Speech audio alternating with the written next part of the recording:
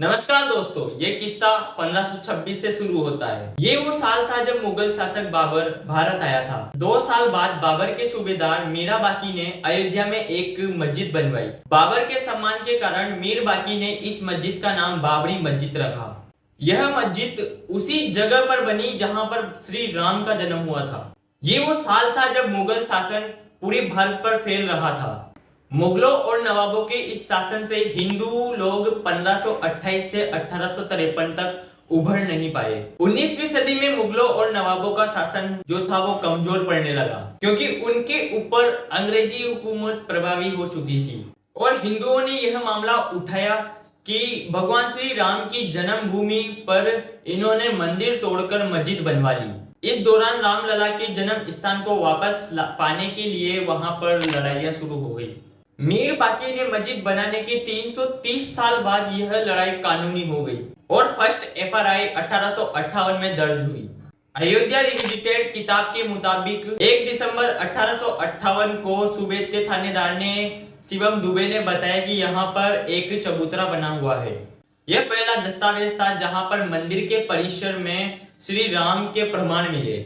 इसके बाद मंदिर और मस्जिद के बीच में एक तारों की दीवार खड़ी कर दी गई, जिससे हिंदू पूजा कर सकते हैं और जो मुसलमान थे वो नमाज पढ़ सकते थे। 1858 में हुई घटना के 27 साल बाद 1885 में यह घटना अब अदालत में पहुंच चुकी थी, जब निर्मोही अखाड़े के रघुबर दास ने यह फैजाबाद के न्यायालय में स्वामित्व को लेकर एक दीवानी मुकदमा दर्ज किया गया।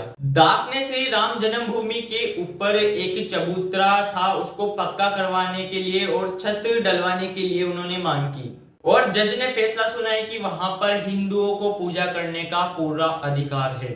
एक और जहां देश में अंग्रेजों के खिलाफ आंदोलन चलाकर उनसे आजादी मिलने की मुहिम जारी थी, और वहीं दूसरी ओर राम जन्मभूमि की भी लड़ाई जारी थी। आजादी के 2 साल बाद 22 दिसंबर 1949 को चबूतरे के नीचे खुदाई करके पता चलाया गया कि वहां पर मूर्तियों का प्रकट होना बताया गया।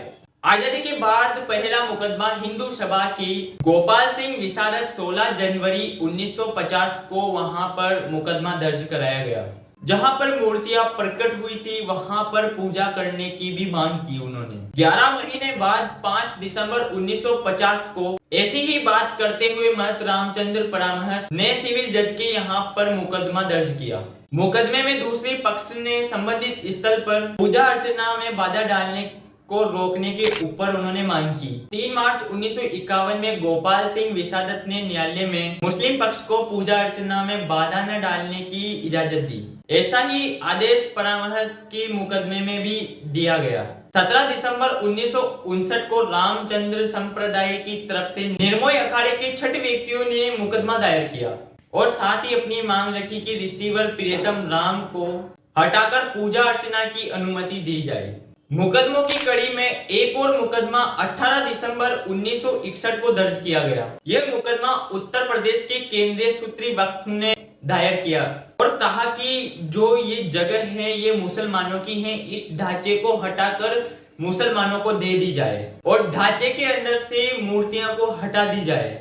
उससे पहले राम काज के लिए हुए आंदोलन की तरफ चलते हैं। साल था 1982। ये वो साल था जहां पर पूरे विश्व में हिंदू परिषद ने राम, कृष्ण और शिव के विशेष स्थलों पर मस्जिद बनने की साजिश को करार टक्कर दिया और इनकी मुक्ति के लिए एक अभियान चलाने का ऐलान किया गया। 2 साल बाद 8 अप्रैल 1984 को महात्माओं और हिंदुओं और कई नेताओं ने अयोध्या में श्री राम मंदिर के ताले तोड़वाने की मांग की। अब मुकदमों की बात हुई है तो फिर से एक कानूनी लड़ाई की तरफ चलते हैं। बात फैसलों की करते हैं। एक फैसला 1 फरवरी 1986 को आया।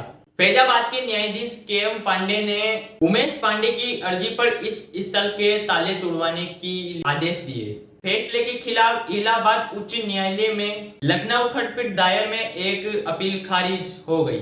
जनवरी 1989 में प्रयाग के कुंभ मेले में गांव-गांव में शिला पूजन कराने का एक फैसला हुआ। 9 नवंबर 1989 श्री राम जन्मभूमि के मंदिर पर शिलान्यास कराने की आदेश मिले। 8 नवंबर 1989 को श्री राम जन्मभूमि के मंदिर पर शिलान्यास करवाने के आदेश मिले। काफी विवाद और खींचातानी के बाद तत्कालीन प्रधानमंत्री राजीव गांधी ने शिलान्यास करवाने के आदेश दिए। 1990 के दशक में ये आंदोलन बहुत तेज हो चुका था। इस बीच 1990 में लाल कृष्ण आडवाणी रथ यात्रा के लिए निकल गए। इस यात्रा ने राम जन्मभूमि के ऊपर चल रहा आंदोलन को धार दे दी। इसी बीच देश की राजनीति तेजी से बदल रही थी। आडवाणी गिरफ्तार हुए और इसके बाद पूरे केंद्र में सत्ता में भी परिवर्तन आ गया। इसी बीच भाजपा के समर्थन से बनी जनता पार्टी गिर गई और कांग्रेस के समर्थन से चंद्रशेखर प्रधानमंत्री बने, लेकिन ये सरकार ज्यादा दिनों तक चल नहीं पाई। 6 दिसंबर 1992 इस दिन अयोध्या पहुंचे हजारों कार सेवकों ने वहां पर विवादित ढांचा गिरा दिया और इसी दिन शाम को यहां पर अस्थायी रूप से मंदिर बनवाकर वहां पर पूजा अर्चना की गई। लेकिन उत्तर प्रदेश समेत पूरे देश में कई सांप्रदायिक हिंसा शुरू हुई, जिसमें अनेक लोगों की मौत हुई। अप्रैल 2002 में उच्च न्यायालय लखनऊ की खंडपीठ विवादित स्थल का मालिकाना करवाने की मांग शुरू की और 5 मार्च 2003 को भारतीय पुरातत्व सर्वेक्षण को मंदिर के वहां पर खुदाई करने के आदेश दिए और 22 अगस्त 2003 को भारतीय पुरातत्व सर्वेक्षण ने अदालत में रिपोर्ट दी कि वहां पर एक विशाल मंदिर होने के सबूत मिलते हैं। 30 अप्रैल 2010 को इलाहाबाद उच्च न्यायालय ने इन्हें 3 पक्ष श्री राम लला विराजमान, निर्मोही अखाड़े और सूत्री सेंट्रल वक्फ में बराबर हिस्सों में बांटा। 21 मार्च 2017 में सर्वोच्च न्यायालय ने इन मध्यवर्त में इन मामलों को सुलझाने की पेशकश की। 6 अगस्त 2019 को सर्वोच्च न्यायालय ने प्रतिदिन सुनवाई की और 16 अक्टूबर 2019 को यह सर्वोच्च न्यायालय सुनवाई समाप्त हुई।